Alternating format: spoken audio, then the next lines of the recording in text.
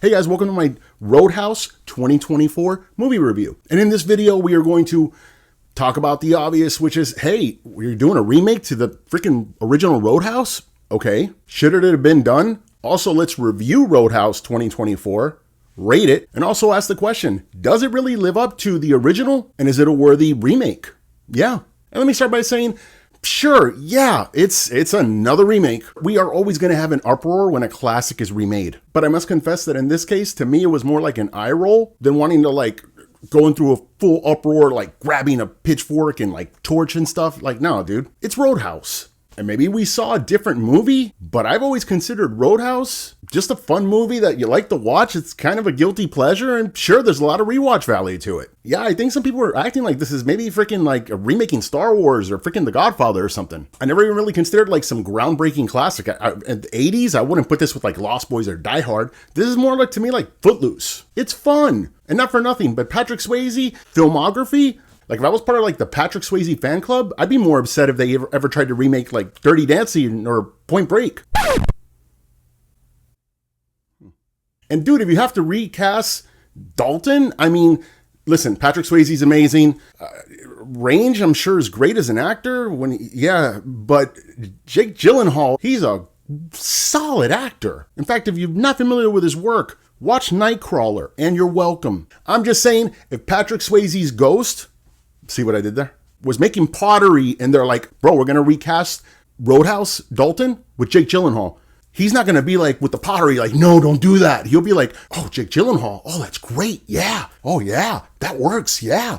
Yeah. I'm just saying. And as far as the movie goes, dude, I got to tell you, I was really feeling this for like the first 30 minutes. Like, I'm talking like really, really, really liking this. And there are a little bit of differences. This is based in the Keys now. It's in South Florida, which is why I'm wearing my Sunshine State of Base shirt. Because yeah, I live in South Florida. And yeah, same story, you know, bouncer gets asked to come into a bar that's really going through a bad time, and he has to like clean the whole place up, and that's happening. And there is a lot of generic stuff going on here. Just like starting with like the freaking biker gang. Yeah, there's no Harleys here, dude. Like this is like a generic ass biker gang. The members don't look like they even belong together. Well, one guy's in like a Honda, the other one's like a freaking Suzuki, the other one I think is on a dirt bike, a tricycle, I don't know what the hell, but it's like a freaking mix. And I think they're wearing like, instead of leather jackets, they're wearing like the leather vest, they're wearing like the freaking jean vest. I don't know how intimidating a bunch of guys in jean vests are, but yeah. But Jake Gyllenhaal as Dalton is likable as shit, dude. He even does things after a fight that I don't want to get into, but it's like, he's polite. And it's like, I'm like, I love this. I'm eating this freaking movie up and I can't believe it.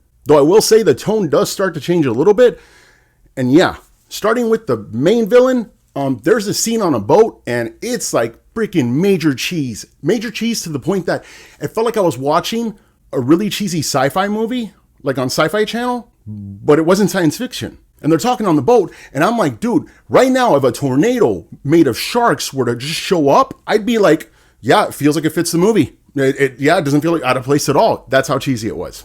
But I was going with it, sure. In some cases, it also feels like an animated series because I tell you right now, Conor McGregor, he is a cartoon character. He is freaking like the Tasmanian Devil. If they did a live action, it's Conor McGregor. Imagine Conor McGregor's personality, attitude, just Conor McGregor on steroids. And I mean that literally and figuratively. And as cartoonish and animated as his role is, as his character is, over the top, it's fun to watch. It's a lot of fun.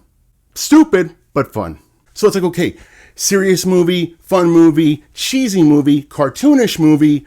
Yeah, all of it. And then there's a scene I won't get into, but Dalton is sitting there, Jake Gyllenhaal's character is sitting there at the bar and he meets the main bad guy. And I was fascinated by this exchange and the scene and just the way music is drowned out and certain thing happens and it just shows this layer and this depth and this darkness, like real darkness that's going on with our hero. There's a lot going on that I would love to explore with this character. But yeah, it gets silly again. And this movie really does have an identity crisis, dude, because as it revs up, this movie, even towards the very end, it's like you're watching this Jason Statham movie called Crank. I don't know if you ever saw that, but it is like over the top cartoon violence.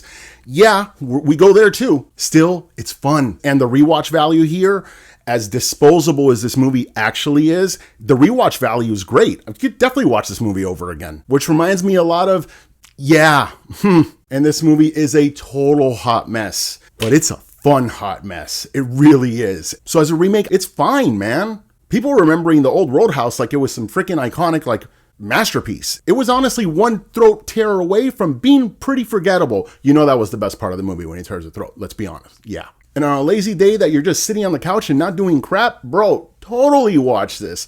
Expect it to be pretty freaking stupid, but it's fun stupid. Guys, what did you think of Roadhouse 2024? Let me know in the comments. Also, please like, subscribe, or whatever, all this stuff that I have. And thanks for watching.